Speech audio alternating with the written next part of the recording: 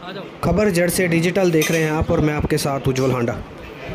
हमने आपको सुबह एक खबर दिखाई थी जिसमें आपको बताया था कि पल्ला थाना क्षेत्र के अंतर्गत आने वाले इस्माइल चौक के पास बने शराब के ठेके के सामने एक युवक जिसका नाम सूरज था, जिसे गोलियों से भून दिया गया था। 10 राउंड फायरिंग हुई थी, 4 गोलियां लगी थी सूरज को।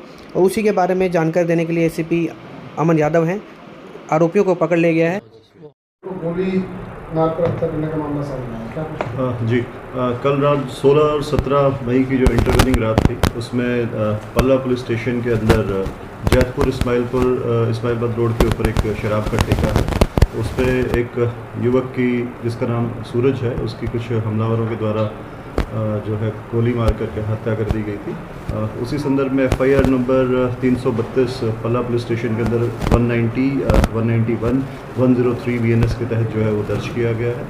और जिस मुकदमे में जो परिजन हैं उनके द्वारा 7 लोगों के ऊपर जो है आरोप लगाया गया है। और उन्हीं 7 में से जो 2 मुख्य आरोपी थे, जिसमें से एक का नाम रोहन है और दूसरे का नाम आकाश, जिनके द्वारा इस हत्या के मामले के अंदर अपनी जो इलीगल पिस्टल उनके पास थे जिससे इस हत्या को अंजाम दिया गया, उन दोनों आरोपियों को गिरफ्तार कर लिया गया है क्राइम ब्रांच बॉर्डर की टीम के द्वारा, जिसका प्रतिनिधित्व जो है वो PSI जितेंद्र कर रहे थे।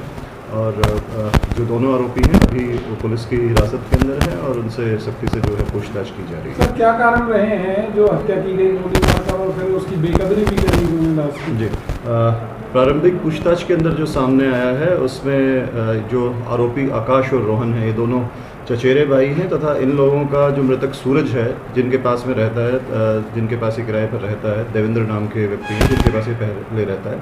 आरोपियों का और देवेंद्र का वर्ष 2017 के अंदर पहले एक लड़ाई झगड़ा आपस में हुआ था, जिस संदर्भ में मुकदमा भी एक पल्ला पुलिस स्टेशन के अंदर दर्ज हुआ था। तभी से इनकी आपस में रंजिश चली आ रही थी। और जो सूरज जो है वो उसी के पास देवेंद्र के पास रहता था और सूरज इन लोगों के बारे में सोशल मीडिया के ऊपर हमेशा लाइव आ करके और पोस्ट डाल करके जो आरोपी हैं उनके साथ गाली गलौज करता था।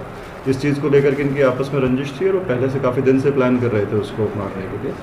उन लोगों ने मृतक को पहले भी इस बारे में वार्निंग दी थी कि इस तरीके का जो है अंजाम जो है उसे फेस करना पड़ सकता है, लेकिन उसके द्वारा इस संबंध में कोई भी शिकायत वगैरह नहीं दी गई थी और उसने लगातार जो है सोशल मीडिया पर इस तरीके की पोस्ट को डाल रहा था।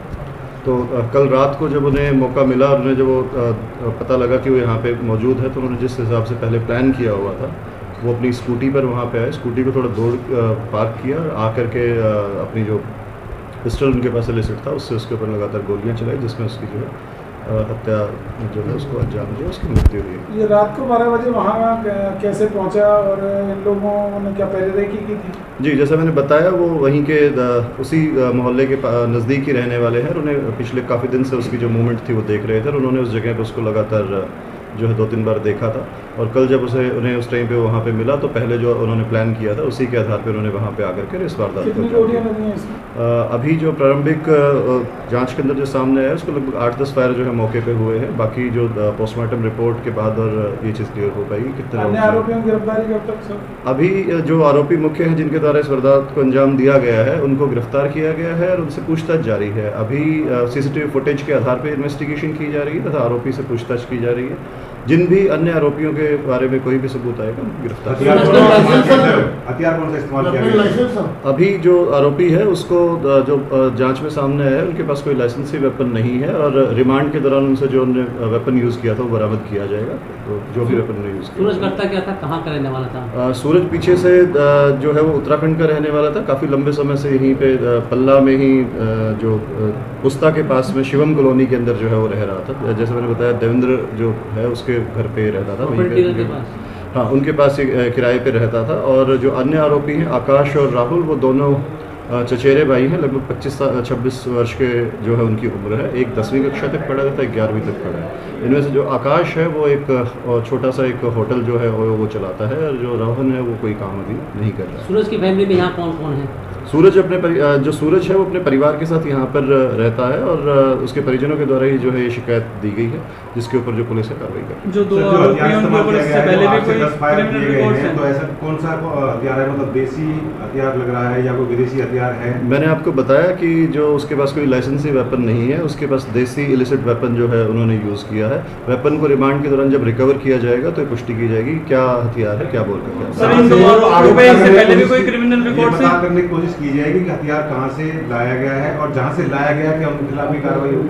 हर केस के अंदर ही जो भी इलिसिट वेपन रिकवर होता है उसकी चेन को ट्रेस करके जहाँ से भी वेपन आया होता है उस आरोपी को जो है वो गिरफ्तार करने के प्रयास किए जाते हैं और किया भी जाता है। इस केस में भी जो वेपन जहाँ से भी आया उस चेन को पूरा इन्वेस्टिगेट किया जाएगा और आरोपियों को जहाँ से वेपन आया उन्हें गिरफ्तार सर जो आरोपी हैं ये सिर्फ दो ही है या और भी इसमें, क्योंकि आपकी जांच चल रही है, पूछताछ की होगी, तो क्या दो ही आरोपी है? जैसा मैंने आपको बताया, परिजनों के द्वारा 7 व्यक्तियों को, इसके अंदर 7 लोगों के ऊपर आरोप हैं, जिनमें से 2 को गिरफ्तार किया गया है। अभी प्रारंभिक पूछताछ जो है उसके अंदर जो वेपन से जो फायर किए गए हैं वो दोनों आरोपी आकाश और रोहन के द्वारा ही किए गए हैं।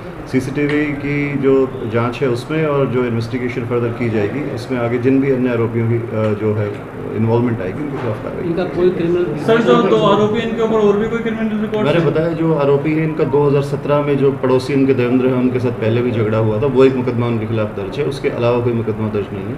लेकिन जो मृतक है इसके खिलाफ 3 मुकदमे जो हैं वो क्रिमिनल रिकॉर्ड जो है उनका अभी तक मिला है और आरोपियों का भी जो कोई अन्य अगर रिकॉर्ड होगा तो वो अभी जो है उसको फाइल करेंगे। Thank you sir.